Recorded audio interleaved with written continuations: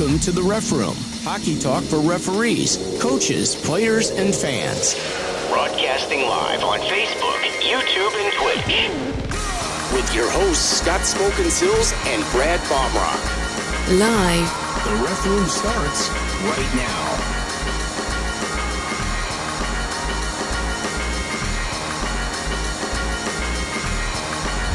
And now your host. All right, what's up, everybody? It is Wednesday. I am Scott Smokin Silz. Get your peanut butter and jelly sandwich ready because Brad loves those so much. And we'll bring him in right now as we continue our weekly show right here on the Ref Room. What's going on, everybody? Brad, how you doing? Good morning, Scott. Doing pretty well. How about yourself? All good, all good. Exciting times, lots of stuff going on, lots of stuff to talk about. We got a great subject today. We are going to talk about like the mental side of hockey and working as a referee, obviously. But we got some really heated discussion that we had even before the show. So Brad got me fired up this morning. I was on a roll. So we got a couple of really great questions that we're going to cover today. For those of you that are new, if you're just checking or, if you haven't checked in yet, please, type in the comments, tell us hello, tell us where you're from. We do this every Wednesday at noon, and we're happy you're here. Sonny has already checked in, one of my music buddies. So all you referees that are out there or coaches or players or fans, check in with us. Let us know you're here. Also, you can watch us on Twitch. If you have not watched the show on Twitch, I'd appreciate if you check us out once on Twitch. It's twitch.tv/refroom. Twitch.tv/refroom. All right, well, let's get into it today because we got a couple really great questions that we got into with Brad here. And I don't know, you got me all fired up, Brad. That's all I can tell you. So we're talking about the mental side of hockey today. And what do you want to start with? I'm going to let you pop the first question. So I think we should start with self-evaluation versus supervisor evaluation. These are things that you go throughout the seasons and all the times. And what's important about self-evaluation? That's the big thing. And then what's important about a supervisor evaluation? So, Scott, you pick which way we're going to go first. Let's first explain what an evaluation is, because we have a lot of people that may not be referees that don't even know what an evaluation is, and then they don't know what the criteria is for the evaluation. So we have within IHO at the Illinois Hockey Officials Association, we have supervisors that go out and they are assigned to go watch games. And they try to get a supervisor out to watch and evaluate games throughout the season. And they probably do it almost, does he get 1,000 evaluations done? I mean, Dave runs the program and he does a great job. It's a big number. It's a very, very large number compared to the rest of the nation. So we follow the same guidelines as USA Hockey puts out. Just so you know. So this is a USA Hockey thing. So what they do when they come out and watch one of your games, if you're being evaluated, they're looking at your appearance, your overall appearance, your skating, your positioning, your demeanor, and your attitude towards the game, and you know, your hustle, your effort. They're looking at your backward skating, your forward skating, you know, management of the game. What did I miss? I'm sure I missed some more, because it's actually fairly long. It's a process. And if you've never had one of these, any kind of holes, you know, like in certain, the one thing that we'll talk about with the evaluator side is every evaluator is different. So one thing that you might get by on an evaluation, let's say your backward skating's not that good, but you could have two evaluators that come out and you have the ability to cheat. So you set yourself up in a position to where you're always in position, even though your backward skating is hindered a bit. Well, two evaluators might come out and not notice it. Well, the third one might. So it's very important to let you know that even if you have an evaluation, you know, and then the next one, the other evaluator says something a little different, that's just because that's more of a stickler in their crow. Or let's say you're working a game that's very intense and you have more on ice issues. The coaches are going crazy. The parents are an issue. Players are an issue. You're calling a lot of penalties. You have a lot of goals. You're having a lot of stuff happen after the whistle. Well, they're probably not going to really focus too much on your skating with your evaluation. They're going to focus on what was at hand in that game. Yeah. Right. And let's say you get a game and there's nothing going on. Well, now your skating becomes more of the evaluation side. So I just want to say that the evaluator's there to help you. We're not, none of us, because I'm an evaluator. Scott, you evaluate. Yep. We have a very large staff in Illinois that Dave coordinates with, and everything gets written up afterwards. If you have somebody that says something different, accept it, say okay, and take it to heart if you need to. If you don't, then you don't have to. That's how it works. Don't ever set yourself up for a failure. I mean, we have a guideline that we go by, you know, like what we're going to look at. But, you know, the game is going to dictate a lot of what we're evaluating and how we're evaluating. And Brad makes a great point there, because if you're in a game that's really intense and there's a lot of activity, there's a lot more that we can see than just the basics of skating. We're probably going to evaluate more your game management and how you handle situations. But, you know, they do document it. They send you an email so that you can look at the evaluation. It's not like it's, you know, it's secret or anything like that. It's sent to you and you get a chance to look at it, and you can certainly respond. Usually there's a follow-up meeting after the game to let you know there was an evaluation. Probably cover some points, some things that you did well, maybe some things that, you know, you could use a little bit of improvement on or whatever. It's not to beat anybody up. The evaluators are really trying to get you to where you want to go. If you want to go work higher level hockey, the evaluators are going to help you achieve that goal by, you know, helping you like figure out what you need to do differently or better, or what you're already doing very well. And if they see you're doing a good job, they're going to put it in the report. So hopefully you will start to get those better games and be put in the position to be looked at more at the higher level. So, you know, it works both ways. And, you know, Scott, I'll I'll point this out about my evaluation. My evaluations are mostly the negatives. All right. And that's what I focus on. And I might give you something that you're doing really, really good. But at the point that I'm there, like myself personally, when I got evaluated, no offense, I like to hear, you did this really well, but I don't need to hear 3 things that I did really well. Like, other than that, let's skip it. Let's just work on stuff I need to get focused on. Yeah, because, I did something that's called the dog paw. I don't know if you know what that is, Scott. The dog paw. No, I'm not familiar with that. You're going to have to fill me in on that one. So with your whistle hand, as you skate, you never actually put your whistle hand down to your side. So you always have it cocked upwards, kind of like how when a dog puts its paw out for you and your elbow's in an L. You get what I'm saying? But I've never had that picked out. I've never seen that. Usually when you're talking about guys that are being evaluated, like bringing the puck back. Now, here's the big thing you see. When guys return the puck for icing, are they hustling? First of all, are they hustling to get the puck back, or are they just taking their sweet old time? Let's face it, ice is about $10 a minute. If it takes you a minute to get the puck back, it's costing $10 to return the icing, okay? Versus if it takes you 10 seconds to get the puck back and we get right back to play. The other thing is, when you return the puck, go around the net. You don't stop. You don't go right to the official and hand him the puck and then come back through the gathering of players that are ready to line up and take the face off. You circle around, you go behind the net, and you come around. That's the proper way to do it. These are things that we see. These are things that we're looking for when we're out there evaluating. Yeah, Marty makes a good point. Marty's checking in. Hey, Marty Tong. He mentioned, the golden triangle. Yeah, we look at your movement on the goal line. So not necessarily just the golden triangle, but we do look at how you work the triangle, but your goal line movement. Do you get into position? Are you in position to see all of the play? If you're on the goal line and the play goes behind the net, do you need to go below the goal line?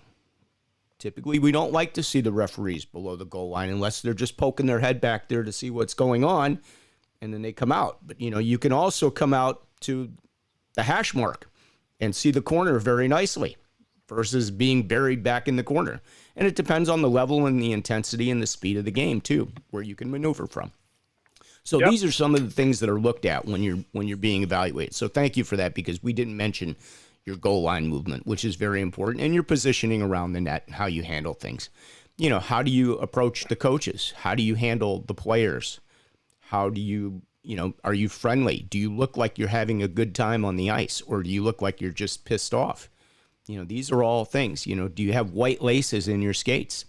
I know that sounds really petty, like, well, you could be a really great referee and not have white laces in your skates. But, looking at part of the, your appearance, your presence on the ice, all these things are part of the evaluation process. So right. I hope that helps explain it a little bit better to everybody, because I don't think a lot of, maybe coaches now know because they've seen guys getting evaluated, or they know that it happens, or they've seen a supervisor at the building and they wonder, like what's going on, or, but they know. And when it comes playoff time, we typically, or major tournaments, we try to have a supervisor at every game. And the supervisors do a little different role at those games. They may not be evaluating the game, but they are there to watch. They're there to make sure everybody is on time, that they're there early for the game in case somebody, gets caught at another game. Maybe they had an overtime game or something and they can't be there to start the game. Then the supervisor is there to jump in and actually do the job if necessary. So that's something else that the supervisors do. And if there's a situation that happens during the game, and maybe there's a problem that the officials need some help with, maybe there's a situation going on in the stands that the officials need to address, the supervisor is there to help take care of that off ice and on ice. So, we're there as a support system for our officials. So yeah, and we're very fortunate. We're fortunate here, Scott, because when we have our playoffs going on, almost every league's having them like in the same 2 weekends. Yeah. But we're fortunate enough to have enough officials that are willing to go out to the rinks and be there. One of the big things that some people don't realize is, I've had games back in the day and even in the not recent history, thank God. But, sometimes you got to walk through a lobby after a game to get from your rink to the referee room. I've had supervisors walk with me before in order to make sure that if you had some irate fan or something, they dealt with that instead of you having to deal with it. You just got done with the game. You're already thinking about what you did. Yeah, I try to walk my crew out to the ice. I open the door for them. I put them on the ice. I close the door when the period ends or they're coming off for an ice cut. I try to greet them at the door and walk them back to the ref room. So, that's all right. Part of the full service. Yeah, so we covered supervisor evaluations, right? So let's point out the good things about it. Number one is you might realize you're going to learn some stuff, hopefully. There are some evaluations that you go out and you watch, and there's really nothing there. It's very difficult as a supervisor to watch a game, and nothing happens in the game, and the officials do everything right, and it's like, all right, you did a good job.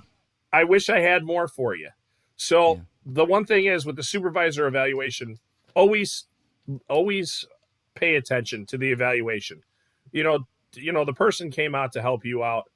Stop taking off your skates and your equipment unless you have to go. That we understand. We understand everybody's going from game to game. But, just stop for a second. Most evaluators aren't going to talk to you for very long. They're going to be in, they're going to be out because either they have to go watch another game or they're probably going to a game themselves. Right. Just give them that time. Unless you have to go, then just politely say, just so you know, I'm really sorry. I got to get my stuff off and get out of here. Do you mind? If I'm Supervisors there, understand people, that. They know you've got another game or they know you're going back for a second game on the ice and you only had the 10 minutes while the Zamboni was cutting the ice and maybe a couple minutes of the warm-up if necessary, that they can get your attention. But yeah, give them that courtesy. They're not there to beat you up. They're only there to help you. They'll answer your questions, especially, if you're a newer official and it's the first time you're getting evaluated, you might have questions. They're there to help point out, the good and the bad. And the bad is not bad. It's not like, oh my gosh, there's a problem. But you may not even be aware. You may not be aware of that your position when, if your partner is dropping an end zone face-off and you're standing out at the blue line, you may not be aware that you need to come in, 10 to 15 feet and off the boards 10 to 15 feet. And the reason why? Because that's when the activity happens. When the puck is not down, you need to be there in case something happens with the players that are lined up at the face-off. So, these are little things that they teach you and try to help you with. It's a learning process. So now we'll move on to self-evaluation. And what do we mean by self-evaluation, Scott? Do you want to explain it or do you want me to? Well, self-evaluation is, you've done a game and you've come off the game and now you need to think, hey, did I make the right call in this situation? Did I miss an offside? Should I have waived an icing?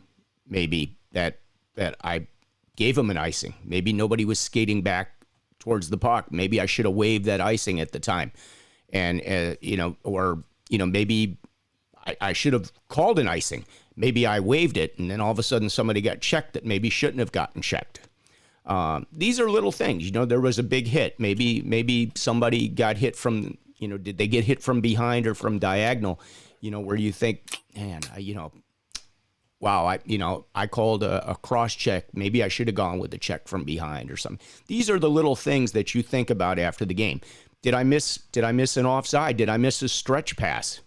Was I not in position when they, and aware that there was a player floating out there that was going to catch a stretch pass? And wow, that was a close play. Was he onside? Was he offside? So these are the things that you're thinking about. Yep. Hopefully you don't have to think about, well, did I hustle a while I was out there or, but there are management portions of the game that you think through your head and replay in your mind. Officials really do take this seriously. They want to be the best that they can be. They are not out there to, upset anybody or upset a coach, But, they get challenged on calls. Coaches challenge you, and they challenge you for more than one reason. Some coaches challenge you because they saw it differently from their angle, and some of them you can really trust. I mean, I'm not going to mention names, but, if you've got some of these guys that have been around the block for a long time and they're really good coaches and they don't beat up on referees on a regular basis, if they say something to you, they probably saw something that you didn't see. And you have to know who they are. That's an absolute excellent point, Scott, because there are coaches like that have been around, and when I mean been around, like I've been reffing 23 years. Yeah. There are guys that have been coaching at very high levels since I was playing. Well, I'll just throw a name out there. Like, okay, let's look. I'm going to throw one out. Can I throw one out? So let's take Gino Cavallini. Gino's the hockey director for the Mission. He's there. He's a hardworking guy. He's at all the games. He's always around. He's always visible. He's played in the NHL. He's been he's been a coach forever. He knows the game. He understands everything. He doesn't beat up on referees. He's not out there yelling, icing, that's an icing. Put your hand up. It's an icing. He's not doing that, okay? But if you miss something, and Gino knows you missed something, he may say, you missed something there. And you're going to be like, what did you see? Because you probably didn't see it either. He's not going to be the guy that's going to be jumping up and down on the bench screaming at you. And we have coaches that are like that are just screaming. They're just working for a penalty. They want that penalty in the worst way, or that icing. Or, every time there's an icing, you see the coach put his hand up in the air. Like, really? Like, and have we missed an icing today that you need to put your hand up on every? But this is what we have out there, and it's different personalities, and these are the things that you work through during the course of the game. And you may be a little thin-skinned, which is kind of tough being a referee, because if the coach continue, like the puck maybe it is iced, but he's got two defensemen back there that the puck is going right by, and they're just looking like, well, I'm not touching that puck, even though it almost hit me. Well, you're not going to raise your hand for icing, but yet the coach has still got his hand up thinking it's an icing, and he doesn't understand why you're waving the icing. So these are the types of things that you have to think about. And you go back and you evaluate. You're constantly evaluating. Let's point out that even though you brought up a name, 99.9% of coaches are not a problem. Exactly. Let's point that out for everybody. And let's say this.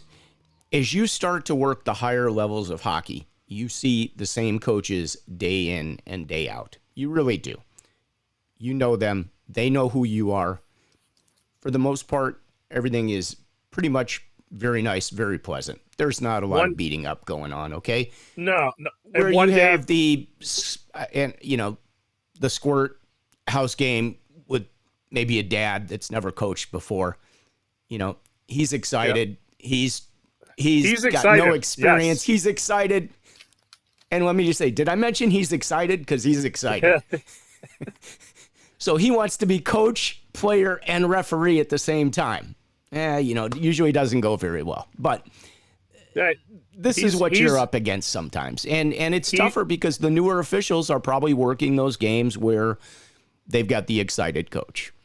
That coach is the star role of the other 40 participants that are officiating the game from the stands. Right. Just so you know, he's got the front seat, so you're going to hear him definitely. The one thing about self-evaluation is we do miss things. We do mess things up, and we do as officials normally realize it right away. Yeah. Just so everybody knows it happens. Absolutely. You're like, but the important thing about self-evaluation, this needs to be done after the game, not on the ice. Because if you start getting down on yourself and you go, okay, let's say you miss an offsides and you miss it 100%. And afterwards you go, thank God it didn't affect the game, because things do get missed. And about 99% of them don't actually affect the game as you're going through. But what's important is to shrug it off. You got to say, I effed it up. How can I keep going through this game without having more mistakes? Because the worst thing that can happen is you make a mistake, and then because you're worried about the mistake, you make another mistake. Then that leads to another mistake, which is called the quicksand effect. So the harder you struggle in order to get out of it, the worse and worse it gets for you. So every play that you make, you have to be confident in your call. Okay. Yeah, you might have messed it up. Still be confident. If the coach wants to talk about it and you know you're wrong, you can go over there. We've talked about this. Yeah, you can go over there and say, I messed it up. Like that might not have been the. Well, it happens. And I've had to do it over my many years, and I've never had a coach react badly. Never, not once. They're like, oh, all right, I understand. Like pretty much, if you man up on it, they like. As long as you're not doing it, they're the nicest guy. Like, he made a mistake, he knows it. As long as you're not, as long as you're not doing it like all game long. Right, exactly. Right, exactly. I think you get a free pass every once in a while, but just make sure that if you're 100% positive you messed it up and they're really upset, you call it quick offsides. It should have been a delayed offside. Oh, I'm sorry, man. I worked like four Pee Wee games earlier. I forgot you get delayed offside now. This type of thing, coaches get that. They're like, okay. Or they couldn't ice the puck and all of a sudden like the guy puts his hand up for an icing and you start to wave and then you're like, oh wait, it's a Bantam game. They can't ice the puck. And then you blow the whistle. They get it. They know you worked like 6 other games, for 6 other divisions or whatever, and they understand, So no, you're as human. far as that goes, they're cool. Yep, you're human. They understand that. Scott, the excellent point that I like to point out to coaches, just in general, is if there weren't any mistakes on the ice, nobody would ever score. It'd be a very boring game. Yeah. We just skate up and down the ice. And we get our mistakes pointed out to us by a lot of people. We don't get to point out like that was a really bad line change, coach, or that breakout really needs a little bit of work. We don't get to vocally share our viewpoints very often with the coaches on mistakes that are made, but it's different when you're a referee. You get the heat that goes with it. So, yep, like I say, the second people see vertical stripes, they automatically disagree with it. Yeah. So and they don't hate us. Not us personally. They hate our the uniform that we wear. That's right. I love that. It's so true. It's so true. All right. So we got a couple things we're going to cover here. So first of all, let's just say hello to a few people, and we got a comment. Go right ahead. Brett, one of our regulars, who I had the good fortune of skating with last night. What's going on there, Brett? I know you had a busy day, so appreciate your checking us out. And the fact that Gaffney let you out last night, it's amazing, because he's always with Gaffney. Gaffney's another one of our great referees. Great point there. I skated with him over the is weekend. Important. It disappeared. Hang on. I got to keep this thing up. Where does this official want to work? Focusing on how to help the official become the best official at that level should be the point. Also, feedback is a gift. Treat it that way, not as a personal attack, and that is true. Everyone can improve from game to game. Every game, many, I wish differently. Skate, manage the game better, et cetera, et cetera. Thanks for that, Brett. Yes, and you are absolutely right. Scott, Barney Schwartz says, hang on, Scott, put me in, as you coach. cover this, that's my father-in-law. So hello out in California. Thank you, all sir. Right. Very cool. Before you get moving, let's do this poll question real quick, and then you can keep going with the comments. Very good. We want to just hear yes or no. Has anybody ever gotten off the ice and felt bad afterwards?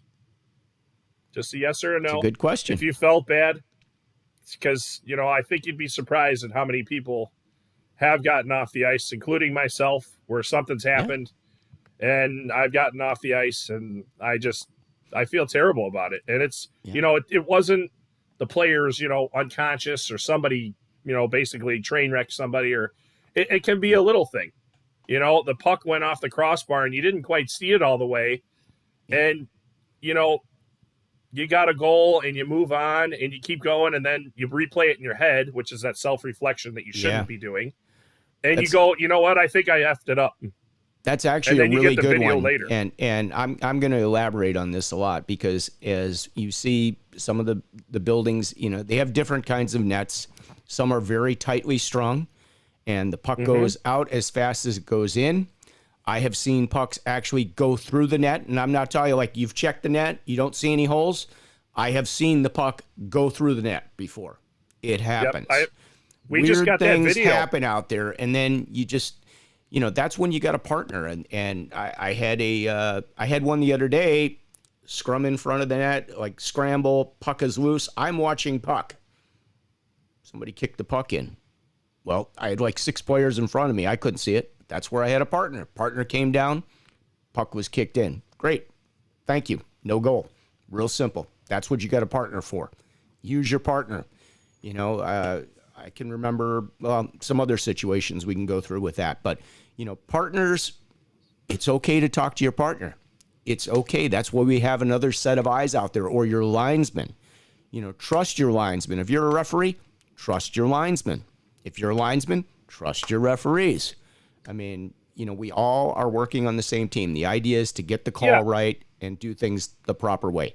So, rely on your partners, guys. They're important. And, we've talked about the social aspect of the partners and, like getting together and, spending that time, the few minutes before the game in the locker room, or sticking around afterwards, or going for a sandwich after the game, or whatever the case may be.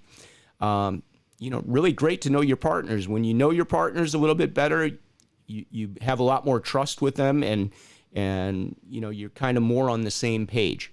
It's easier sometimes in a situation like that if you've got a partner that you've worked a dozen games with. You know them, you know their standard, you trust them, you've seen them work. It's really easy if they come over and go, oh, that puck was batted in with a hand, or that puck was kicked in, or that was a high stick. Great, I trust that. Or if I'm like, I had 100% perfect angle on that, maybe I had a better angle, but you can make an educated decision at that point in time, and you can live with your decision a little bit better. Doesn't mean you're always going to be right, but that's where we have the video to go back and possibly watch. Yeah, the video later tomorrow. Go watch the next video day tomorrow when we can get the call right. But we don't have that luxury like they do in the at the big show. With goals going in, Scott, when you have a puck enter the net, okay, whether it's kicked or thrown, or if you aren't 100% sure that you had a kick or a throw or something, point the goal, stop play, hit the whistle, point the goal, talk to your partner and be like, hey, I'm not sure. Did that guy throw it in there? Or did he kick it in? And your partner goes, yeah, he kicked it in. It's much easier to wave off a goal than it is to add a goal to the scoreboard, because and I'm not saying, and I know that sounds out there, but the reason I mean is when you point the goal, even if you take it away afterwards, you saw it physically go in, you physically acknowledged that it went in, you saw it 100% standing that close. Yep. So there's a puck in the net. Now we need to determine, did it legally go in the net? Right. Correct. Because the worst thing is you just stand there and the coach is like, he doesn't even know if it went in the net. So you have a totally different argument of whether it legally went in the net. So just make sure if it goes in the net, you're not 100% sure, call it a goal. If you're 100% sure standing on the goal line, wave it off. And when I mean wave it off, I don't mean just don't wave it this. off. No, you need to let them know you saw it. Yeah, just like if you have the tight play and that puck just gets over the line and you're behind the net, you need to let them know it's in the net. Not it's in the net. No, because you're gonna have 5 players that say the puck is in the net, and you're gonna have 5 players that say the puck is not in the net. You might even have more than that. And then you're gonna have benches, and then whoever has the largest audience in the stands. Well, they're all happy. But if everybody looks at the comments, every call makes somebody happy. Remember that. Every call makes somebody happy. No, there's one call that makes no one happy. And what is that? When I get that damn extended car warranty thing on my cell phone, I hate that call. That's not a call. That's a no call. But nobody answered no, that they don't ever feel like bad when they get off the ice. So just remember, we all go through it. If you ever notice a partner sitting in the locker room that's kind of down on themselves, or even getting off the ice of another game, gauge your partners in the room, gauge the feeling in the room of the people coming off other sheets, because we have multiple sheets everywhere. Yeah. If you see somebody that's down, ask them.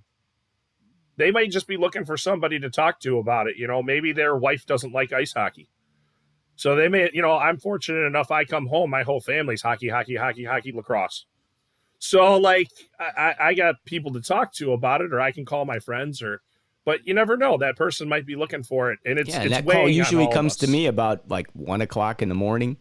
It was midnight last night, and I thought you had men's league. All right, so let's talk about the situation, Scott, that I brought up. And have you ever been on the ice and it feels like it's you and your partner versus the entire world? Like you're there. That's a great question, and we even have a better one than that we'll get to. Okay? We'll get to you know the one I'm referring to. So yes. That's spoiler alert. We're going to keep you guys here because we got a really good one we're going to go to after this. Well, let's cover the golf outing.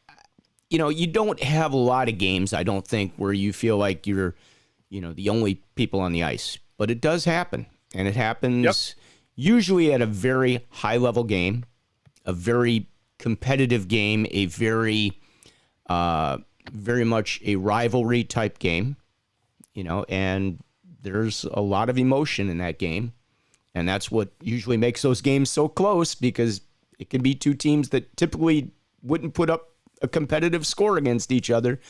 But, when it's a rivalry situation, those things tend to work themselves out in favor of a better, more competitive game. So, that's usually when you're in that situation.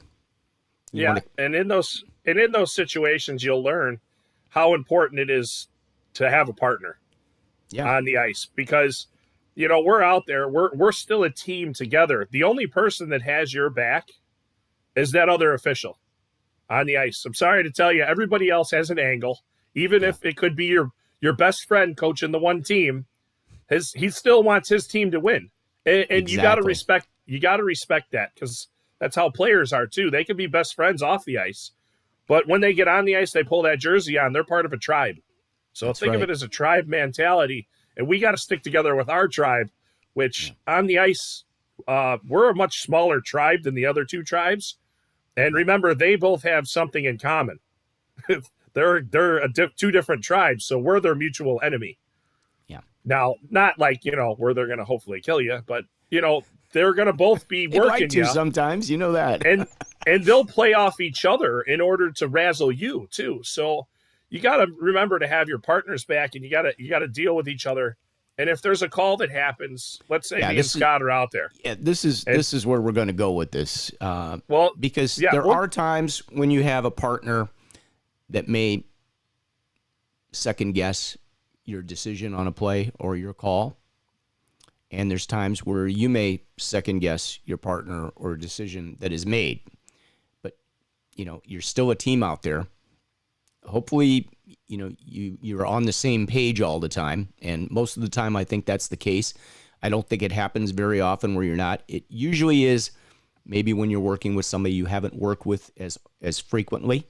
Maybe it's an official that, you only see once or twice a year. And, it may be a different standard. But I think most of us try to adapt to while we have a standard, we also try to mirror a little bit of what our partner's standard is. Meaning, how can I put this? Together. If you're, no, you got it. You're on the right path. So if you have, if you have a partner that's going to call a lot of ticky-tacky penalties, sometimes you can get in a situation that may not be as comfortable for you out there. It may not be your normal standard that you're used to.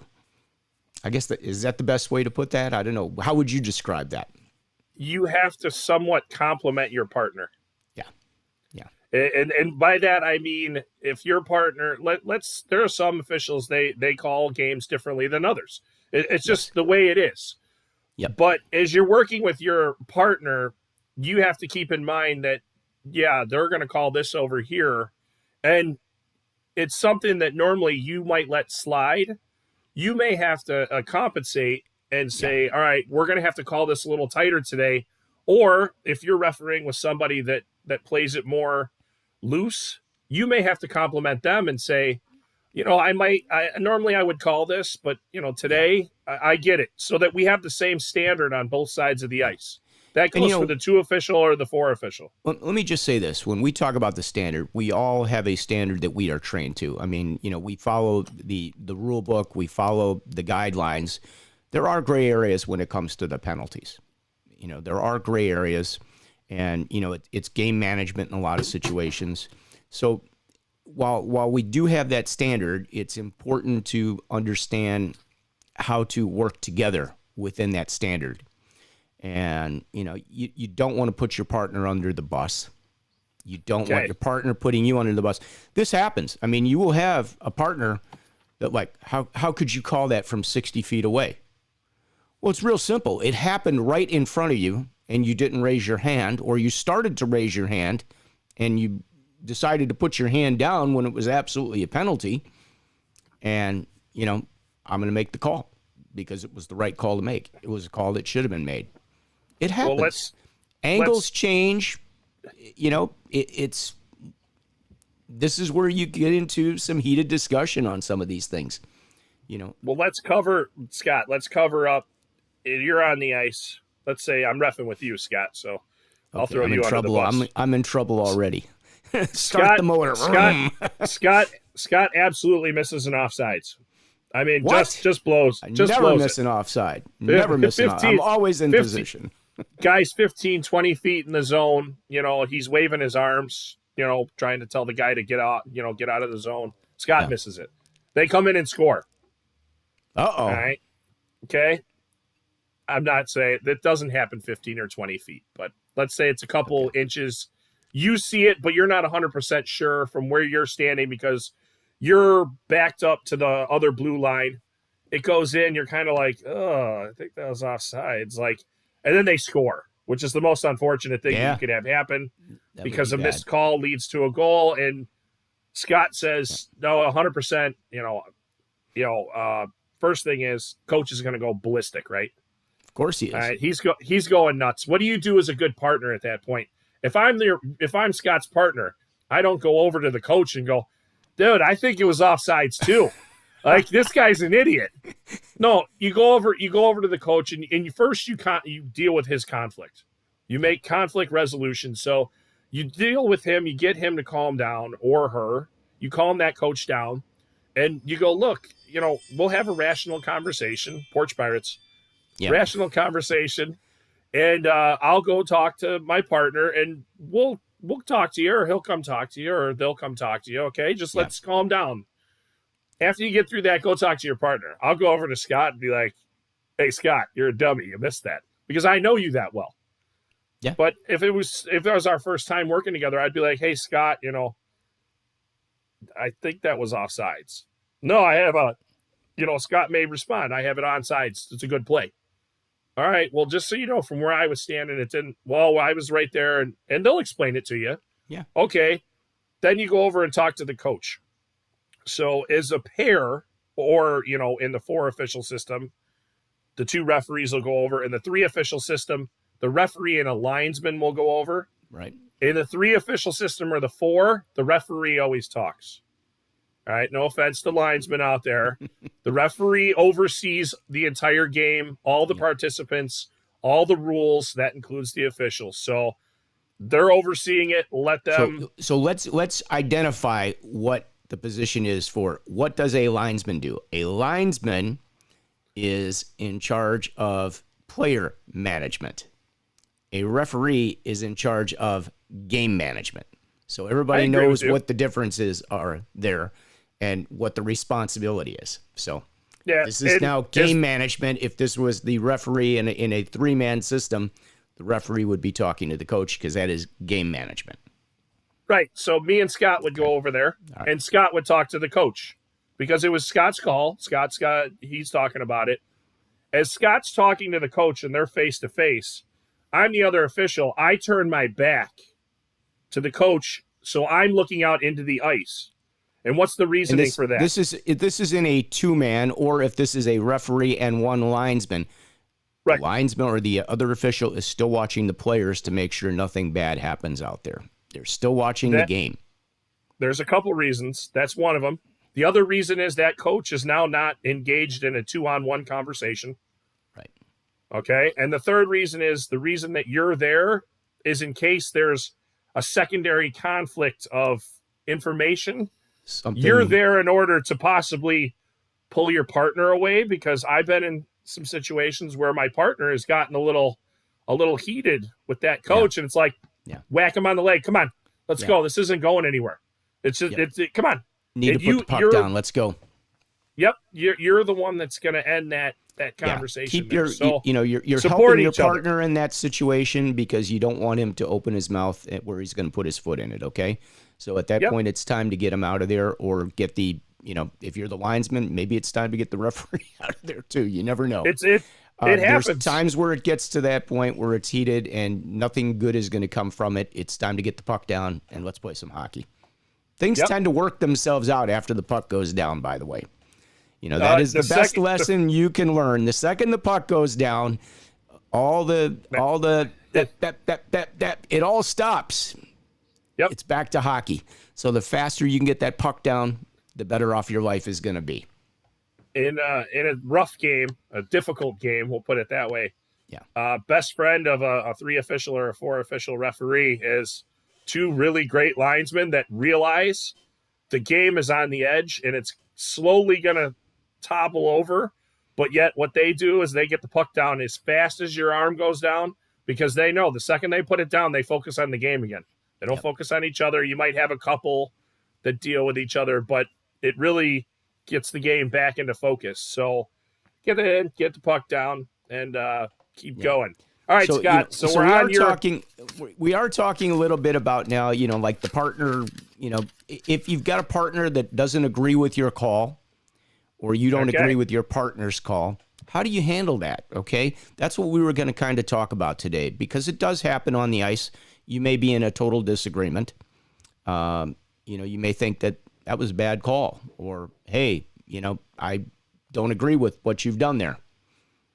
You still got to work with that person. You might have to work 3 more games with that person that day. You just don't know. Or you have somebody that's maybe a personality you're not crazy about working with, and you got a 3-banger with them that day. It can be interesting. There are guys that you really enjoy, or girls that you enjoy working with, and there are some that may not be as much fun to work with. So we don't get to make those decisions, guys. All right. The way I wrote it, Scott, the way I wrote it is, what do you do if you have a partner who is hostile towards you? That's how we wrote it. And what I mean is, sometimes you could have a partner that you just don't get along with. I don't know if anybody's ever been on the phone. You call, let's say you call your bank up, and you get somebody on the phone and you start talking to them, and right away you can sense on the phone that you and this person are. There they are as we speak. Look at that. It's Wednesday. Here we go. It's Wednesday. You and this person Wednesday aren't getting along. Like, you can tell sometimes you're not getting along. Well, it's different in the officiating world, because in that situation you could ask to talk to somebody else. In this situation, you are with that person possibly 1, 2, 3, like you said, games in a row. So you have to figure out a way to coexist with each other. You may not like each other. You may not get along with each other. You may not be joking and going out for beers afterwards or anything like that, but you still have to coexist. And when those things happen, the biggest thing that you can do, and Marty actually put a good one up there, is be discreet. Yeah, if you don't like your partner that you're working with, don't make it obvious. If you make, because you know how people's body language tells a lot about what's going on with them. Don't make it obvious on the ice. Just get through it. Make the best of it. Say, oh, good, I'm here refereeing at this beautiful facility that floods every time I'm here. That's better than having to talk to them. Just get through it. I know that facility, by the way. I think I know which one you're referring to. The worst thing that can happen is the coaches and the players read that you two aren't getting along, because now they're going to start pitting you against each other, and it doesn't work out in the long run. So just try to be respectful with all your partners. Marty says, "Don't work with them again. It's about the game. You serve the game." Yeah, okay, Marty. I do want to touch on this because the comment has been put up there. Go ahead.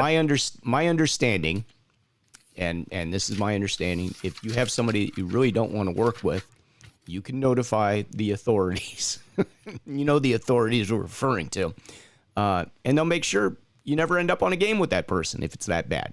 Because you don't want to do that to yourself and you don't want to do it to the other person. I mean, if it's really that bad, I think most of us are all professional enough that we can get along and get through a game. And at the end of the day, we know it's about the players, the hockey, and the good of the game. And I think everybody is professional enough to step up and do that.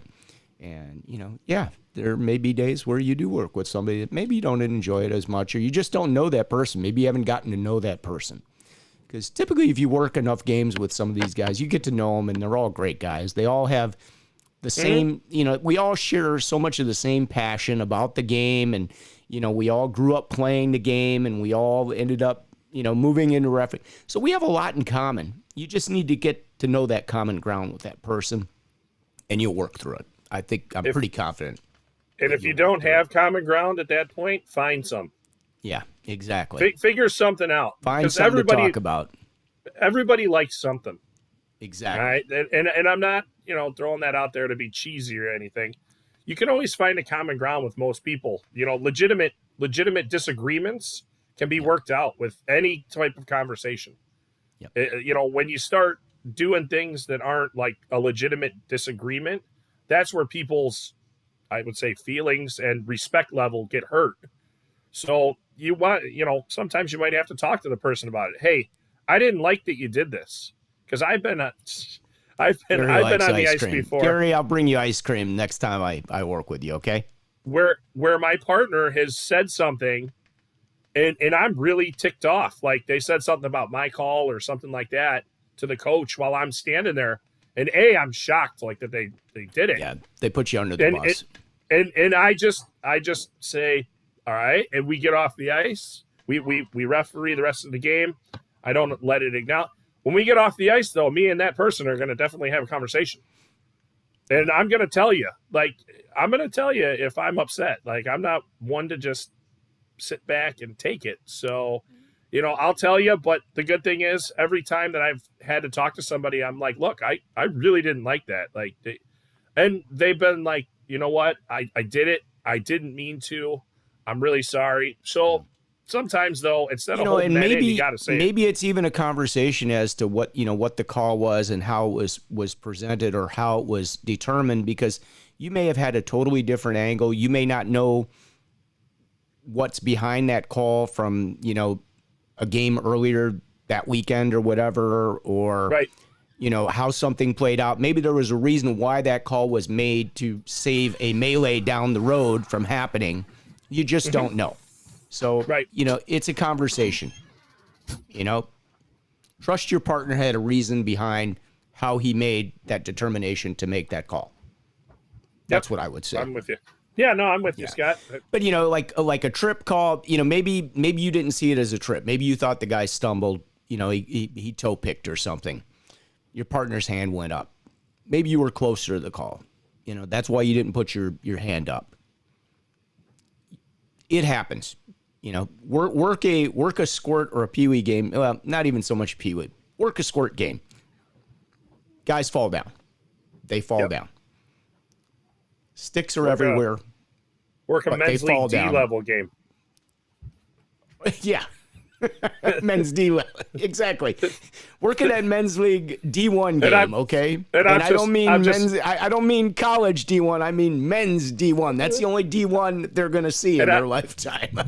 and that was just a fun cheap shot in order to get at the men's league players just for fun, because I know a lot of guys that play. But some of the, those are like just beyond the clinic, hockey 101. They start in the league. They want to play hockey. They're learning, they're not the best skaters yet. They're working on their game. They're going to improve, and they love the game. They probably started late in life. So I'm happy to see those guys out there, and they're a lot of fun, and there's a lot of great guys. So we're not going to pick on them. We're going to go back to the squirts that toe pick, okay? But... And they toe pick, and you can hear their so mom. You could be in a discussion with your partner over a tripping call.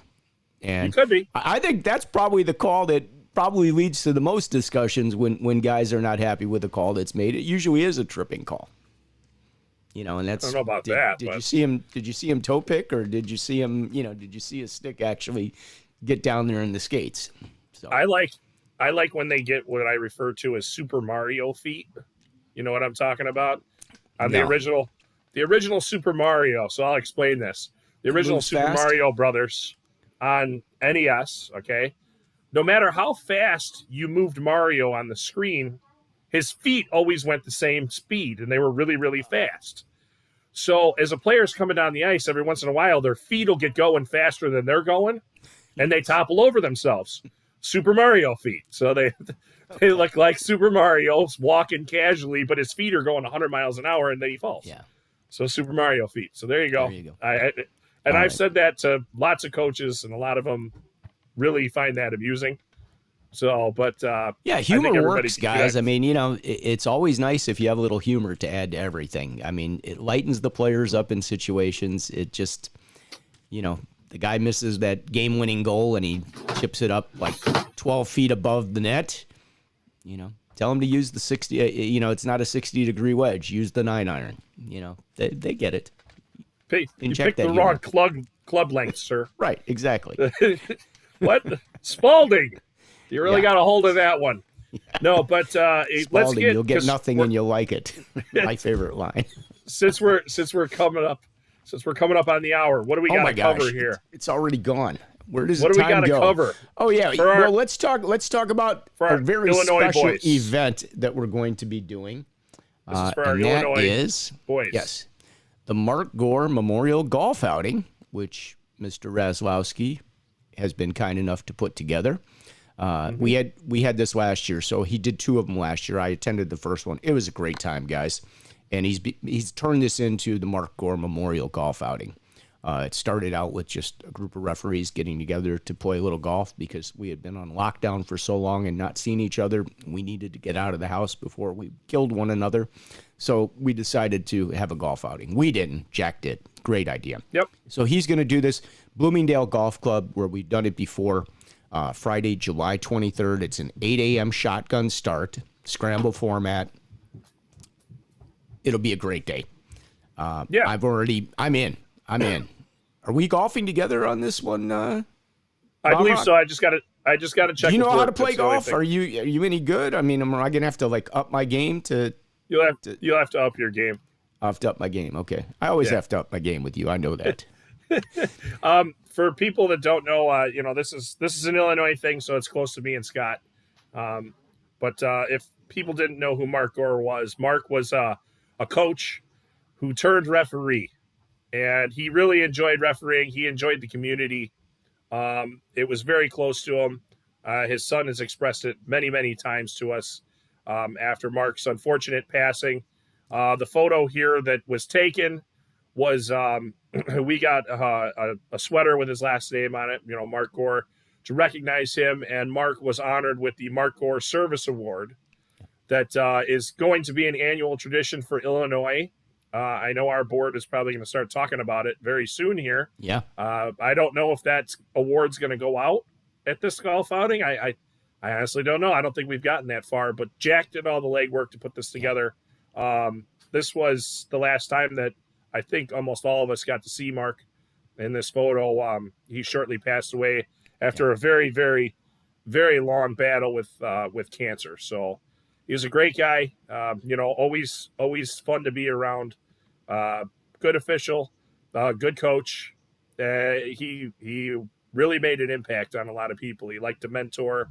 He liked to help out with stuff. So he liked to do seminars. So he did a lot, and a lot of people were, when this started, a lot of us were like, boy, he's going to be one of the people that's missed.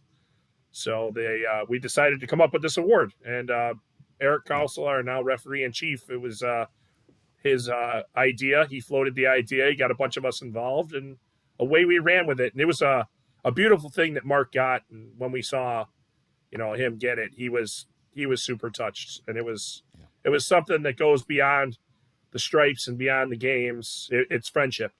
So just remember that. You're going to meet a lot of great people. Yeah, the camaraderie within the community, and it's a great time. And, if you're a coach, we'd love to have some coaches come play golf with us that day. We'd love to see you out there and have a adult beverage afterwards. which I don't know. Are they sponsored this year? Last year they were sponsored.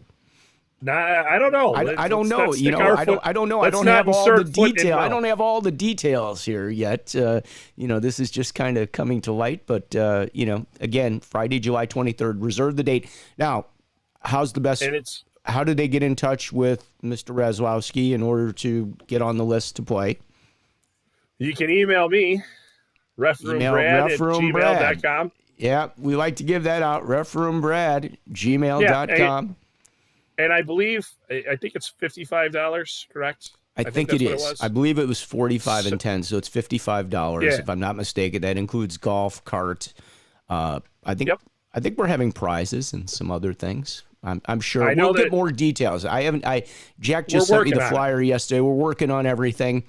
He was nice enough to make us a sponsor of the event, so we're sponsoring, guys. We'll be sponsors. We're going to help promote the event. So that's just part of giving back to the community, and the Marc Memorial Golf Outing is a great way to do that. So please join us. The $45 goes to the golf course. There's another $10 that's going to go to the committee that's running this to maybe buy a round of drinks. I don't know. It hasn't been discussed with me yet. So I know Jack is working hard. Like a good idea. I like where that $10 is going. That's nice. We'll spend Jack's money like that. Any proceeds that we get are going to go to the puck cancer. So with Marc's thing. So anything that we make extra, we're going to put it over there. I think the idea is that's probably where Marc would want it at this point. Yep. And it's to honor him. So we're not taking anything off of it. 100% of it's going to get used or get passed on to another cause. Yep. All right. One other thing we want to talk about, I don't have a graphic for it, but that is Pucks for Autism. Yep. So they are looking for some more referees. They have an event coming up at Mount Prospect and Vernon Hills, I believe, at Glacier. So if you guys are interested, I know Tony Provo had sent me an email asking us to mention it, and I'm happy to mention it anyway because I work Pucks for Autism. It's a great event. Sean does a really great job during the event. Some of the jerseys and the play, it's pretty incredible. Boy, that was a long, what is this? Maybe we get some golf outing information here. I'm going to come back to that. Let me just finish my train of thought here. Go ahead. But anyway, if you're available to volunteer or, they do actually pay for the games, but you can donate your time or your game fee back to autism. That's up to you. Sean has all the details on that. It's Sean Pfeiffer. You can reach out to him or you can reach out to refroombrad@gmail.com and we'll get everything over to him or information to you. So we'll put you guys in contact with one another. Are they, I don't know. I should have asked when he sent us that email. Are they going to be selling those referee sweaters again?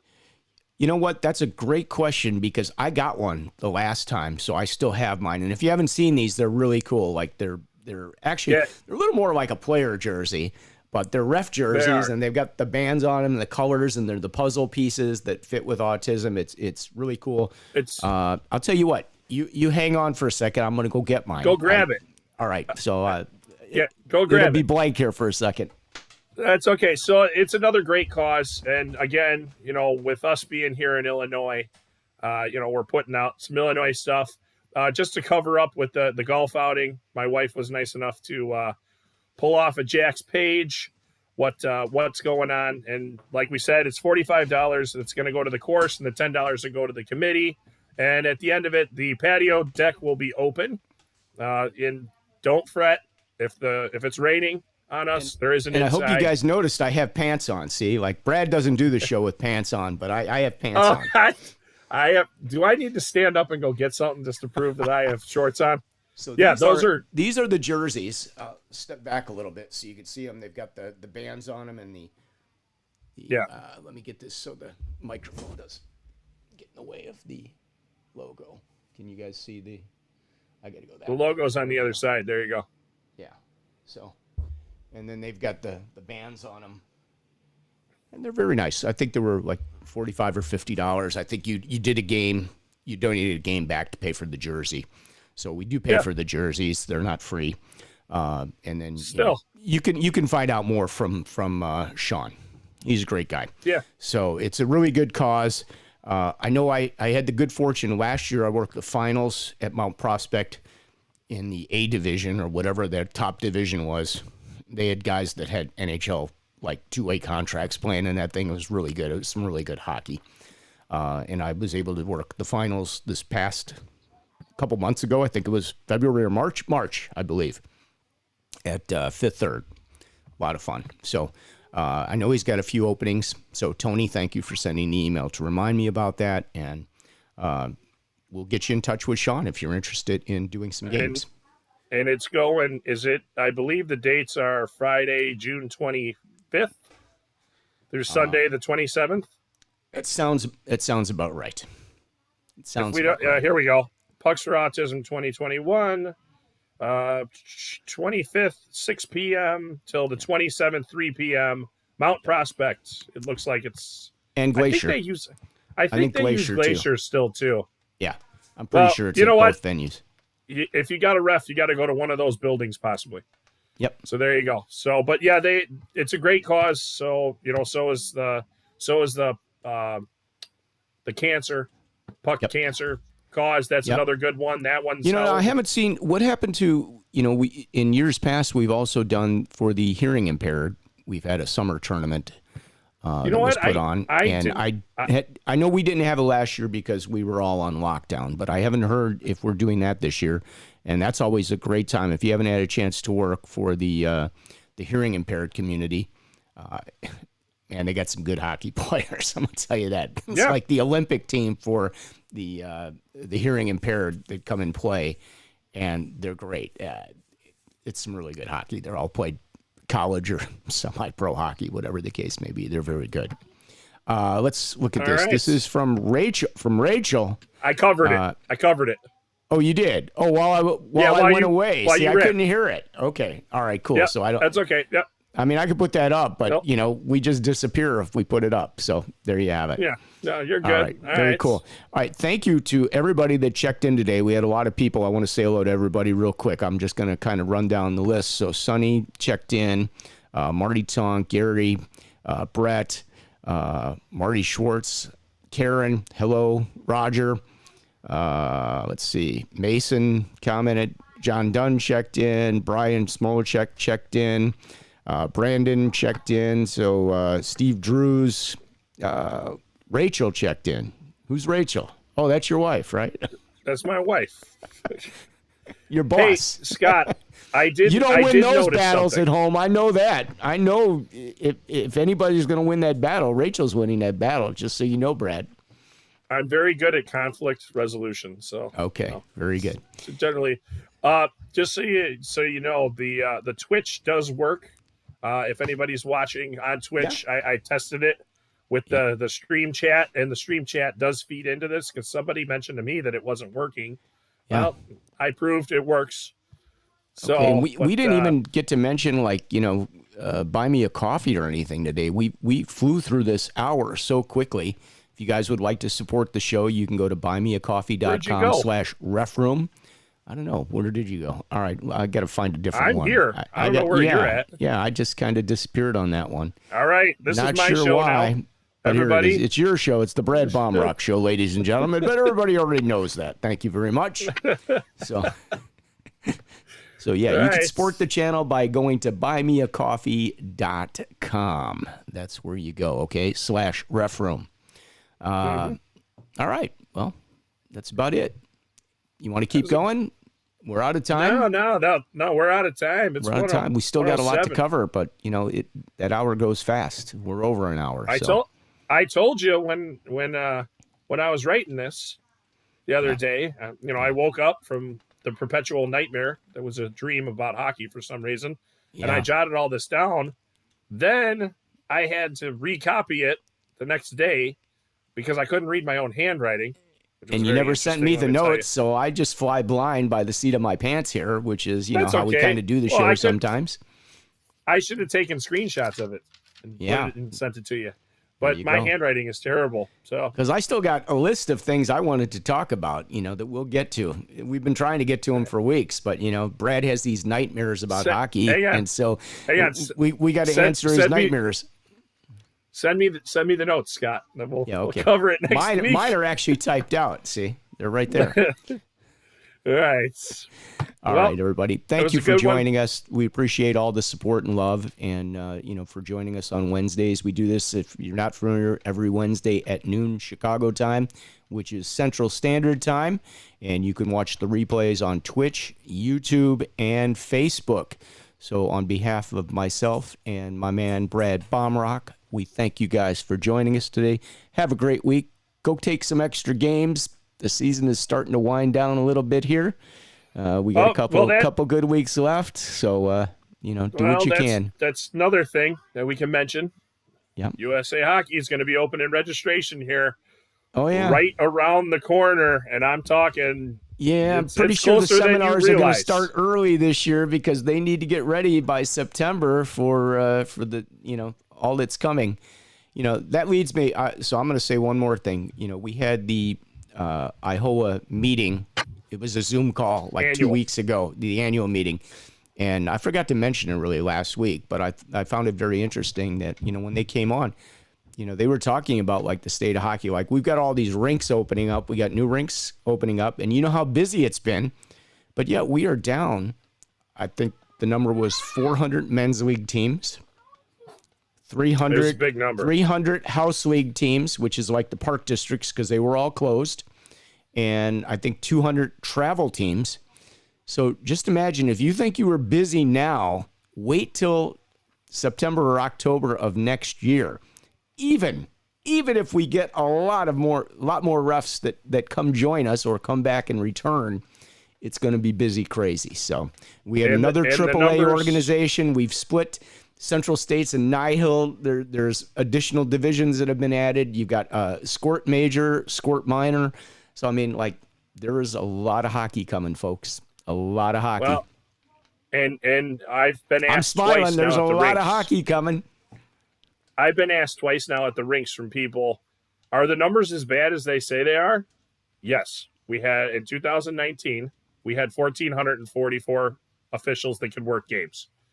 Well, what about right now? 685. And how many of those are 3s and 4s?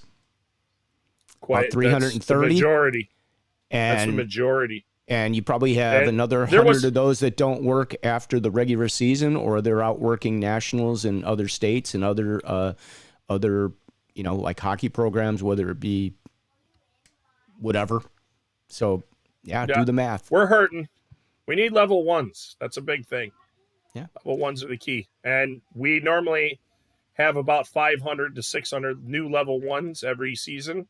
I think it was 95, 125. It was a very low number. I don't remember the exact number. So. But the good news is I'm seeing some mentoring games coming up. So that means some of these people are actually getting involved and they are starting to work some games. So, kudos to them for stepping up. I know it's towards the end of the season, and we're all going to be registering. Plus, it's a rule change year, so it's going to be, that meeting takes place. Is that in July? I believe they have the national meeting where they change the rule. It's in June, so it's coming. Yep, it's right around the corner. Yeah, so going to be interesting. We might have to recap a few of those interesting rules that could be changing this year, because some of them will definitely affect us and how things are done moving forward. If they change. But, these are rules that have actually already gotten past the committee to be voted on, right? The committee has given their opinion. Yep. Yeah. So they've given a positive that these rules could be changed, or at least they're going to be voted on. So we'll see. Yeah, they're going to be voted on, but the committee says if they feel they should be recommended to be passed or set back down. Some things get set back to where they came from, and it's a very complicated process, and they don't just change a rule without thinking about it. And just so everybody knows, have you been to one of those meetings? Have you been to one of the rule change? Where they vote on the rules? Not the rule change year. Who gets to go to that? I was the 19. Well, it's normally like the referee in chief goes. And then So that would be Eric? if they can, if they can, if not, and the president tries to go, it depends on who's available. We'll still send representatives out there because there's a lot more stuff that goes on in those meetings than a lot of people realize. And it's also a good place to exchange ideas with people that are doing similar things, but they're doing it differently in Massachusetts compared to how we're doing it here. Or, California's trying this, and you hear it and you go, oh, and then it's like you bring it back and those ideas get shared and you may twist that idea a little bit better and then give it back to them and then they'll use it. So the idea of it is to get, coaches, parents, board members, all that stuff, affiliates, and then the officiating side, we do have a spot in those rule changes. Just so everybody knows. That's good because there's a few of them that are really going to affect us if they got voted in. Well, here's the situation. At $10 a minute for ice time, plan on adding another 10 minutes at least to some of these games if some of those rules get put in. The situation is we change it as a community. So just so everybody knows that the coaches, players, and officials, and it's what all work obviously together. Everybody wants it to be the best for the game. So, and when we change the game, it's our job to enforce the change. We may not like it. It might not be what we like, but it's still our job. So, and you may have coaches. I don't agree with that. I don't agree with it either. But the coaches don't agree with if a blown icing occurs, which does happen during the course of the season, they don't agree with where the puck goes down. Well, they could have voted to change it. They could have written the rule differently and sent it in because you can send in the rule that you want changed. Yep, but it doesn't happen. So, you know what I'm referring to. Yeah. All right. All right. I'm going to get off my soapbox now. I'm going to come get back off down. your box. All right. Well, all right, guys. Thanks for joining us. Everybody, have a great week. Join Scott Smokin, Silz and Brad Baumruck every Wednesday for Ref Room. It's hockey talk for referees, coaches, players, and fans. Join in the fun every Wednesday at noon. You can check out the replays on Twitch, YouTube, and Facebook. That's the Ref Room every Wednesday with Scott and Brad. Two guys that love to talk hockey. Yes, we do. All right, with that, I'm leaving you guys. Good night, everybody. Take care.